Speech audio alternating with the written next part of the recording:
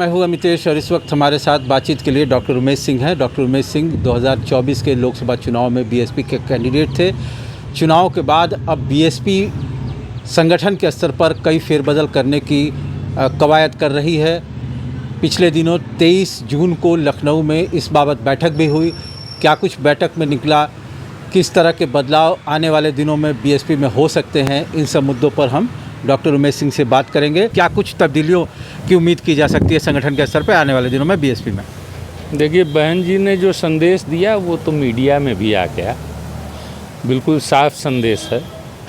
थोड़ी सी एक नया प्रयोग बहन जी ने किया था कि जो ये जातीय गठबंधन दलों का, जो जातीय दल हैं, क्षेत्रीय दल, जो बड़े परिवारों का अपने जातियों पे दबदबा मात्र हैं और अपने हितों के लिए वो उनका उपयोग करते रहते हैं, इससे अलग बहन जी ने एक प्रयोग किया था कि वो सामाजिक समरसता में हर वर्ग, हर जाति, हर धर्म के लोगों को उचित प्रतिनिधित्व उन्होंने दिया था। वो चाहे क्षत्रिय हो, ब्राह्मण हो, वैश्य हो, शूद्र हो, अल्पसंख्यक हो, सबके साथ लेके चलने की कोशिश की थी।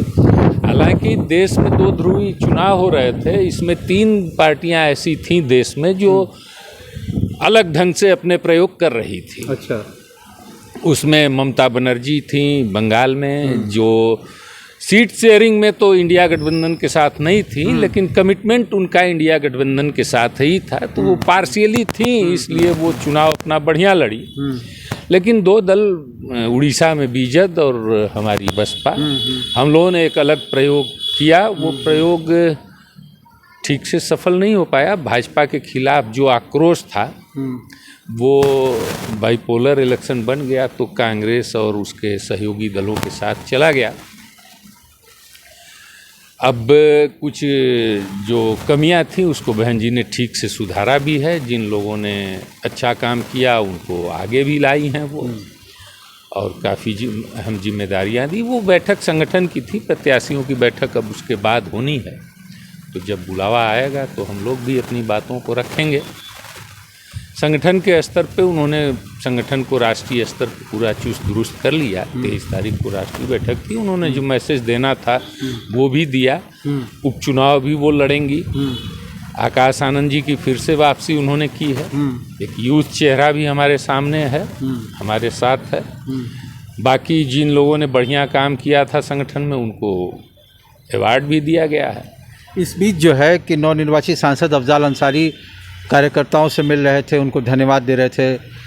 उन्होंने एक पॉलिटिकल हाइपोथेसिस दी। उन्होंने कहा कि अगर 2024 के चुनाव में सपा और कांग्रेस और जो तमाम जो एंटी बीजेपी पार्टियों ने एक गठबंधन बनाया था, अगर उसके साथ बीएसपी आती तो राजनीतिक परिदृश्य कुछ और होता है। कितना इत्तेफाक रखते हैं और क्या कहेंगे इसमें? देखिए, सांसद जी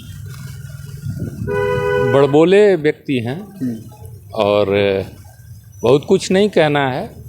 अंदाज उनका और चुनाव लड़ने की जो प्रक्रिया थी, ये जानते हुए कि चुनाव हम नहीं लड़ सकते हैं। अब मुखिया भी ये जानते थे उनकी पार्टी के कि इनका कैंडिडेचर साफ नहीं है, उसके बाद भी उनको चुनाव लड़ाया गया और गाजीपुर की जनता के साथ एक धोखा किया गया।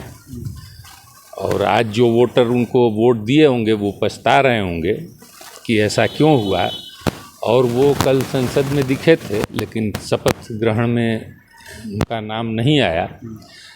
तो सुप्रीम कोर्ट का क्लियर कट गाइडलाइन है कि आप संसद की कार्रवाइयों में भाग नहीं ले सकते, आप वोटिंग नहीं कर सकते हैं, आप संसद में जा नहीं सकते। हमारे समझ से समाजवादी पार्टी ने ही बसपा को अलायंस में लेने से मना किया, और बहुजन समाज पार्टी और उसके कार्यकर्ता बड़े स्वाभिमानी हैं, सेल्फ डिसिप्लिन हैं, और हम चूक के किसी के साथ समझौता नहीं कर सकते। हम बराबरी में सबके साथ रहना चाहते हैं, और बराबरी की बात अगर इंडिया गठबंधन के द्वारा की जाती तो बहन जी इस पर विचार करती। ये हमारे हाथ की चीज़ नहीं है। हमारे मन में भी ये बात हो सकती है रही हो, लेकिन ये पार्टी स्तर पे जो फैसला लिया जाएगा, हम लोगों का उसका सम्मान करना है। उमेश सिंह की अब आगे की राजनीतिक योजनाएं क्या हैं? देखिए, मैं पहले भी कहता था, जनता के लिए मैं हमेशा उसके शिक्षा और रोजगार के सवाल को स्वास्थ्य सुरक्षा का सवाल, ये प्रमुख सवाल है। आज जनता, बहुत से लोग, आउटसोर्सिंग का जो जमाना चला है, चाहे वो मीडिया जगत के लोग हों या तमाम ऐसी संस्थाएं जो काम कर रही हैं, जो सप्लाई कर रही हैं मैन पावर को, तमाम ऑफिसेज में मनरेगा मजदूरों से भी कम मजदूरी मिलती है। तो मिनिमम वेज भी जहाँ न दिया जाता हो तो ये एक स्वाभाविक लड़ाई बनती है। ये चिंता का विषय है कि नागरिक, हमारे देश के, हमारे लोग कैसे अपना जीवन यापन कर रहे हैं, कैसे निर्वहन कर रहे हैं। महत्वपूर्ण काम जिनको करना है उनको भी मनरेगा मजदूरों से कम पैसा मिल रहा है। तो ये सोचनीय विषय है। ये सब हमारे मुद्दे होंगे। रोजगार का सवाल हो, शिक्षा महंगी होती जा रही है, एनसीईआरटी की किताबें बाध्यकारी नहीं है निजी स्कूलों में, एनसीईआरटी को जानबूझ के बर्बाद किया जा रहा है ताकि लोग, नहीं तो एनसीईआरटी का सिलेबस ठीक है, सारे केंद्रीय विद्यालयों में एनसीईआरटी की किताब चलती है, और निजी स्कूलों में क्यों नहीं चलती है? ये कंपल्सन होना चाहिए, मैंडेटरी होना चाहिए। हर साल आप किताब बदल दे रहे हैं। अब स्कूल जो निजी हैं वो सिर्फ किताब, ड्रेस, ये सब देने के सेंटर बन गए हैं पढ़ने के लिए, तो आपको फिर कोचिंग जाना पड़ेगा। तो ये सब बुनियादी सवाल है। जनता इसमें परेशान है। आम आदमी की पहुंच से शिक्षा और स्वास्थ्य दूर हो गया है, रोजगार के अवसर समाप्त हो रहे हैं, सरकार की रवैया उपेक्षात्मक नहीं बल्कि नकारात्मक है रोजगार के प्रति।